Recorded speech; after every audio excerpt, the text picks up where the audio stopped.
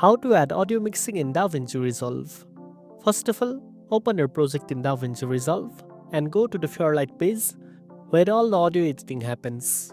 Next, import your audio clips by dragging them into the timeline or using the import media option to add your sound files.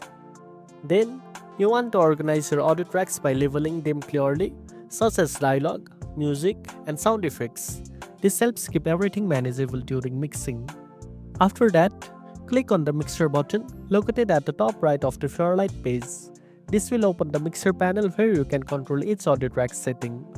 In the Mixer, you will see several elements like A1, A2, and A3, which represent your audio tracks, and Bus 1, which is the main output bus, where all tracks combine before final output.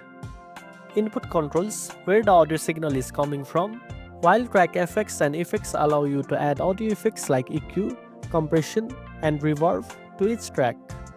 The dynamics section helps control the audio's loudness and consistency, and EQ lets you adjust specific frequencies to enhance or reduce certain sounds.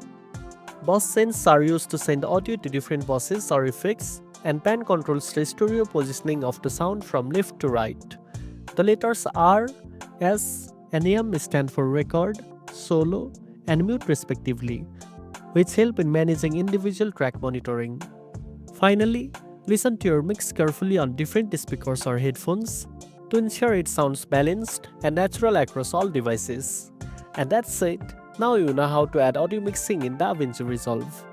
If you found this video helpful, don't forget to like, share, and subscribe for more tech tips. Thanks for watching, and I'll see you in the next one.